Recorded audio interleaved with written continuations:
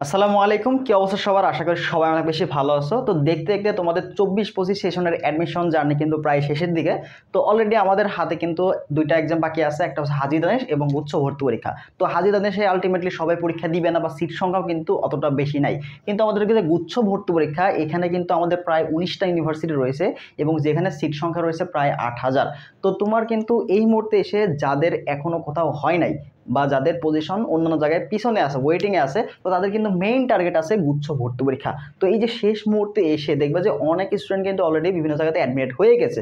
তো যারা বিভিন্ন জায়গায় ভালো পজিশনে আছে তারা কিন্তু গুচ্ছতে পরীক্ষা দিবে না। তো তোমার মতো যারা বিভিন্ন জায়গাতে ওয়েটিংয়ে আছে বা কোথাও এখনও মন মতো সিরিয়াল আসে নাই, তারাই কিন্তু গুচ্ছে ফোকাস করবে এবং গুচ্ছ অধিভুক্ত যে ভার্সিটিগুলো আছে বিশেষ করে টপ লিস্টে তোমার জাস্টকে অনেকে ট্রাই করবে।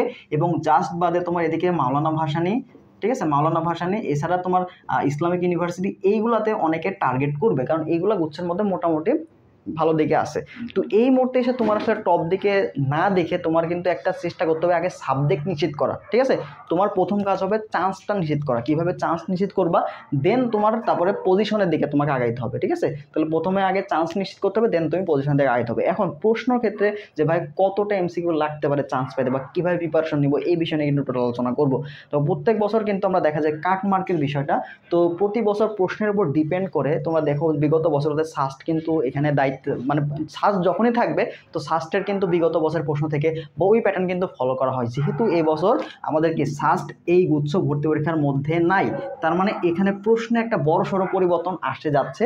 কিন্তু এখানে তোমার প্রশ্ন করার দায়িত্ব থাকবে কে? জাস্ট এবং মাওলানা ভাসানী, একটু মাথায় রাখো, ঠিক আছে। জাস্ট এবং মাওলানা ভাসানী, এবং এই দুইটা ইউনিভার্সিটির প্রশ্নগুলো তোমাকে অনেক বেশি ইম্পর্টেন্স দিতে হবে। যেহেতু গত বছরও তোমার জাস্ট দায়িত্ব ছিল, তখনও কিন্তু প্রশ্ন যথেষ্ট স্ট্যান্ডার্ড ছিল। তো যেহেতু এই বছরও আছে, তো প্রশ্ন কিন্তু তোমার চেষ্টা করবে সায়েন্স টেকনোলজি অর্থাৎ বিজ্ঞান ও প্রযুক্তি যে প্রশ্নগুলো হয় ওই প্যাটার্ন। হ্যাঁ, তো বিগত বছর থেকে প্রশ্ন একটু সহনশীল থাকতে পারে, কিন্তু প্রশ্ন যথেষ্ট স্ট্যান্ডার্ড থাকবে। তো অনেকে সিলেবাসের বিষয়টা, এখন আসলে শেষ মধ্যে শর্ট সিলেবাস পড়বা না ফুল সিলেবাস পড়বা। তো সিলেবাসের ক্ষেত্রে তোমরা দেখতেছো যতগুলো পরীক্ষা হয়েছে ম্যাক্সিমাম জায়গাতে কিন্তু ফুল সিলেবাস থেকে প্রশ্ন আসছে। এবং রিসেন্ট আমাদের রাবি ভর্তি পরীক্ষা হলো, সেখানেও কিন্তু আমরা দেখলাম যে ফিজিক্স পার্টে এবং অন্যান্য বিষয়গুলোতেও কিন্তু তোমার হচ্ছে শর্টের বাইরে থেকে প্রশ্ন আসছে। তো গুচ্ছের জন্য যারা প্রিপারেশন নিচ্ছ তারা এখানে তোমাদের রিস্ক ফ্রি যদি থাকতে চাও, সেক্ষেত্রে তোমাদের শর্ট সিলেবাসের বাইরেও ফুল সিলেবাসটা পড়তে হবে। এখন কথায় আসো ভাই, চান্স পাওয়ার ক্ষেত্রে যারা টপ লিস্টে থাকতে চাও, যারা শর্ট সিলেবাসটা কারা পড়বা এবং ফুল সিলেবাসটা কারা পড়বা একটু বলে। দুই ক্যাটাগরি তোমাদের মধ্যে আছে, তিন ক্যাটাগরি আছে এখানে। হচ্ছে কারো একটু চান্স হলে হয়েছে, কারো থাকে হচ্ছে মিড রেঞ্জে একটা ইউনিভার্সিটি, কারো একটা টপ লেভেলের ইউনিভার্সিটি টপ সাবজেক্ট। তো এই ক্ষেত্রে যাদের মনে করো কোনো রকম চান্স পাওয়া দরকার বা চান্স পায় মিড রেঞ্জের সাবজেক্টগুলো বা মিড রেঞ্জের ভার্সিটিগুলো দরকার, তারা মোটামুটি শর্ট সিলেবাস পড়লেই তোমার জন্য এনাফ, ঠিক আছে। শর্ট সিলেবাস পড়লেই তোমার জন্য এনাফ, ঠিক আছে। শর্ট সিলেবাসটা ভালো করে পড়লেই হবে। তুমি শর্ট সিলেবাস থেকে প্রায় দেখবে যে 85 থেকে 90% প্রশ্ন শর্ট সিলেবাস থেকে আসবে, যেহেতু বলে দেওয়া আছে যে এখানে শর্ট সিলেবাস বা এইচএসসি যে তোমার সিলেবাসটা সেই অনুযায়ী পরীক্ষা হবে। তো প্রায় 15% থেকে 10% এই রেঞ্জে প্রশ্ন আসতে পারে, এর বেশি আসবে না। যদি সর্বোচ্চ আসে 15% মতো প্রশ্ন আসতে পারে, ঠিক আছে। কৃষির মতো হবে না। তো সেই ক্ষেত্রে তোমার জন্য কিন্তু সেফ জোন, ঠিক আছে। তুমি যদি তোমার এখানে যদি চান্সের মার্ক বলি, তো ওভারঅল যদি প্রশ্নের কথা যদি বলি, প্রশ্ন যদি বিগত বছরের মতো হয়, যদি বিগত বছরের মতো প্রশ্ন কঠিন করে থাকে, তাহলে এই বছর তোমাদের সাথে যারা আছে তাদের ক্ষেত্রে কিন্তু কাটমার্ক কমে যাবে। কাটমার্কটা ডিপেন্ড করে হচ্ছে স্টুডেন্ট কোয়ালিটির উপর বা যারা পরীক্ষা দিচ্ছে। দেখো এখন যারা বুয়েটে পরীক্ষা দেয়, বা ঢাবিতে পরীক্ষা দেয়, হ্যাঁ, আবার যারা ভালো ইউনিভার্সিটিগুলোতে আছে তারা কিন্তু ম্যাক্সিমাম গুচ্ছতে পরীক্ষা দেয় সাস্টের জন্য। তো যেহেতু সাস্ট নাই, সাস্ট যদি না থাকে তাহলে ওই স্টুডেন্টগুলো কিন্তু এখানে থাকবে না। তো ওভারঅল যে 60+ যে মার্কগুলো পাইতো যে স্টুডেন্টগুলো আলটিমেটলি তারা কিন্তু এদিকে নাই, ঠিক আছে, তারা এদিকে নাই। তো যার ফলে এখন মনে করো আমি সিট নিয়ে বসছে 100 জন, তো 100 জনের মধ্যে পাস মার্ক ধরলাম 40, তো 41 পাইছে, 42 পাইছে, এরকম 100 জন হয়ে গেছে, তাহলে কি 41-42 কিন্তু চান্স হয়ে যাবে। এটা ডিপেন্ড করছে কত কোয়ান্টিটির উপরে, ঠিক আছে, কোয়ান্টিটি এবং হচ্ছে যত স্টুডেন্টগুলো দেখবা যে গুচ্ছে এবছর পরীক্ষায় দেখবা যে 50 থেকে 60 এই রেঞ্জের মধ্যে কিন্তু স্টুডেন্টগুলো বেশি থাকবে, ঠিক আছে। তো 60+ পাওয়া স্টুডেন্ট সংখ্যা কিন্তু কম থাকবে। তো ওভারঅল কিন্তু তুমি যদি মোটামুটি যে 50+ যদি একটা শিওর করতে পারো, তাহলে এখানে তোমার কিন্তু ভালো একটা সাবজেক্ট তোমার চলে আসবে, ঠিক আছে, ভালো একটা সাবজেক্ট চলে আসবে। এটা গুচ্ছের ক্ষেত্রে কেন এই মার্কটা হতে পারে, কারণ দেখো এখানে সিট সংখ্যা কিন্তু অনেক বেশি। তাহলে সিট সংখ্যা যদি বেশি হয় তাহলে কাটমার্ক কি নিচের দিকে নামতে থাকবে, তাই না? তো কাটমার্ক যদি প্রশ্ন একটু কঠিন করে দেখবে যে কাটমার্ক যেটা সর্বনিম্ন তোমার এখানে কি 40-এ পাস হয়ে যাবে, দেখো 40+ দেখবে যে তোমার 45 পাইলে একটা ভালো মনে করো শেষের দিকে ভার্সিটিগুলোতে সাবজেক্ট চলে আসছে, এরকম কিন্তু হতে পারে যদি প্রশ্ন একটু কঠিন করে ফেলে, ঠিক আছে, একটু ট্রিকি করে প্রশ্ন। মনে করো ফিজিক্সে তোমার থিওরি প্রশ্ন কম দিল, তারপর হচ্ছে তোমার কেমিস্ট্রিতে থিওরি প্রশ্ন কম দিয়ে ম্যাথমেটিক্যাল টার্ম একটু বেশি করে দিল, তখন দেখবে যে কাটমার্ক কমে আসছে, ঠিক আছে। তো এই যে অ্যাডমিশনে আমরা যখন দেখি ফিজিক্স এবং কেমিস্ট্রি এবং ম্যাথ এই তিনটাতে কিন্তু মোটামুটি ভালোই ভ্যারি করে, দেখবে যে যদি একটু ইকুয়েশন দিয়ে দেয় তাহলে এখানে সময়টা লাগবে বেশি, টাইম ম্যানেজমেন্ট অনেকে করতে পারবে না, তো কাটমার্ক কিন্তু কমে আসে, ঠিক আছে। তো এই দুইটা বিশেষ করে ফিজিক্সে কিন্তু, এবং অনেকে তোমার ম্যাথ তো দাগায় না, ফিজিক্সটা অনেকজন দাগায়, তো ফিজিক্স কেমিস্ট্রিতে ম্যাথমেটিক্যাল পার্ট যত বেশি দিবে প্রশ্ন কিন্তু তত বেশি কঠিন হয়ে যাবে এবং সময়টা তোমার বেশি লাগবে, কাটমার্কটা কমে আসবে। যখন দেখবে যে থিওরি প্রশ্ন দিচ্ছে পরীক্ষায় তখন কিন্তু কাটমার্কটা বেড়ে যাবে, ঠিক আছে।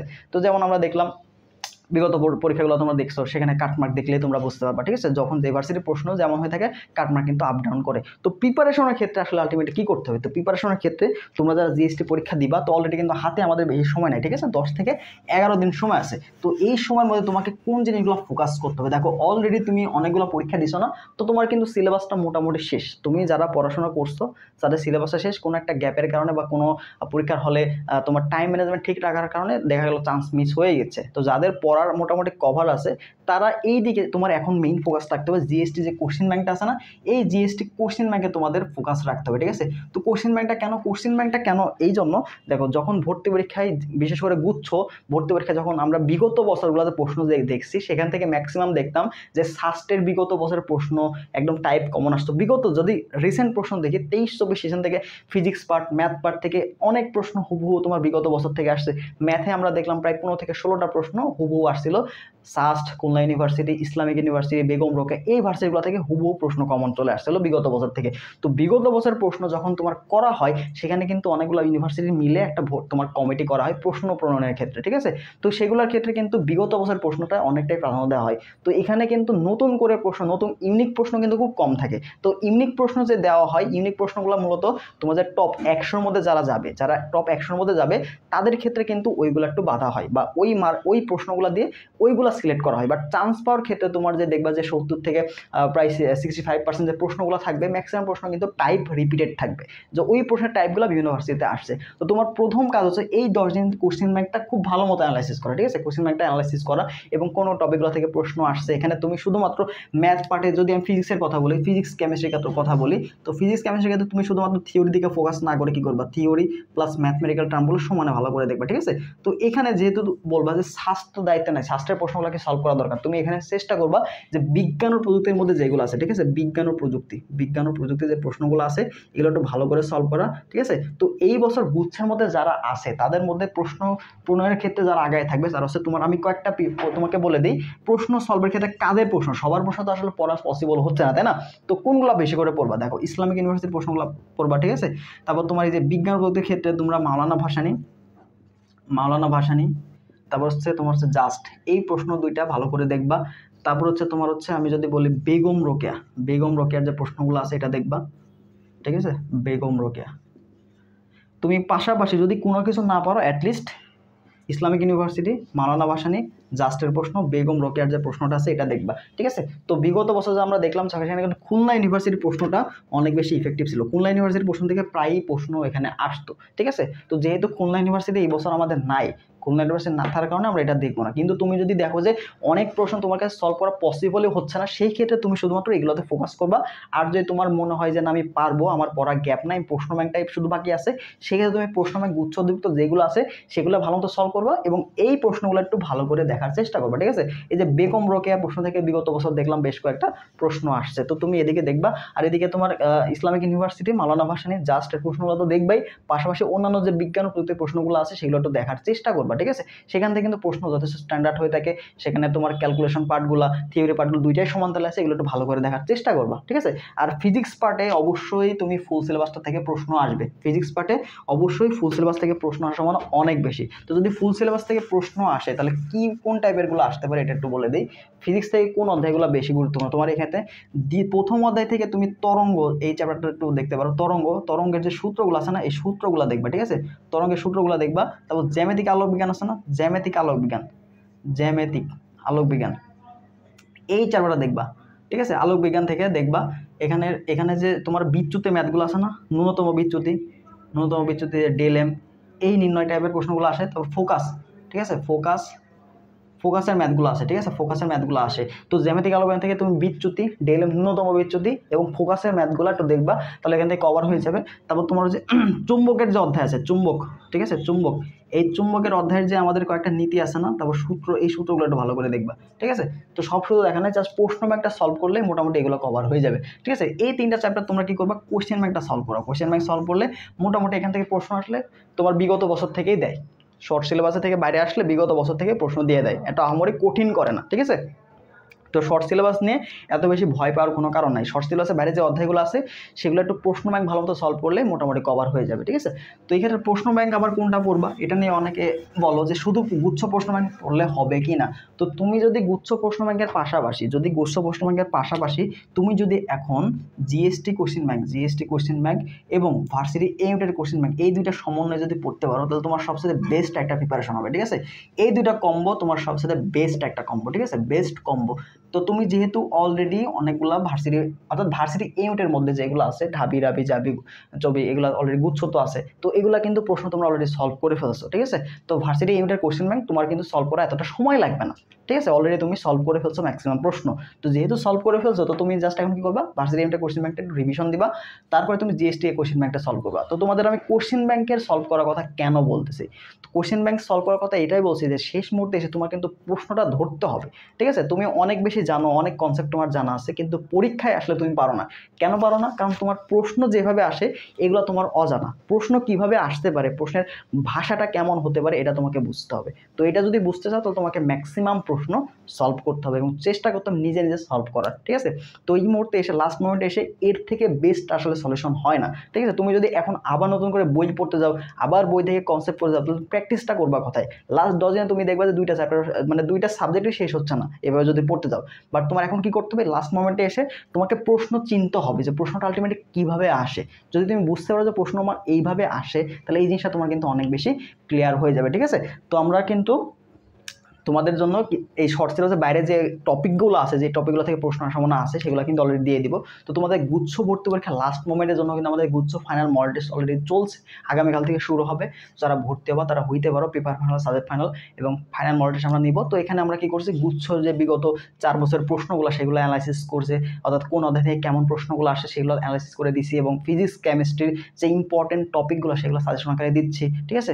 আর প্রশ্ন ব্যাংক, মাওলানা ভাসানীর প্রশ্ন ব্যাংকগুলো, জাস্টের প্রশ্ন ব্যাংকগুলো বা গুচ্ছর প্রশ্ন ব্যাংকগুলো পিডিএফ দিচ্ছে, অর্থাৎ তোমাদের শেষ মুহূর্তে এসে যা যা দরকার হয় সবগুলো কিন্তু তোমাদের টোটালি গুছিয়ে দিচ্ছে। তো ফিটাও কিন্তু তোমাদের হাতের নাগালে আছে, মাত্র 99 টাকা। এটা আহামরি এতটা বেশি হবে না তোমাদের জন্য আশা করি, ঠিক আছে। অন্যান্য জায়গার মতো আমরা এত বেশি ফি নিচ্ছি না, অল্প টাকাতে তোমরা 18টা এক্সাম দিতে পারছো, সবগুলো লাইভ এক্সাম দিতে পারবা, এবং এখানে তোমরা যারা বাংলা অথবা ইংরেজি দেখাবা সেটার ব্যবস্থাও আছে, ঠিক আছে।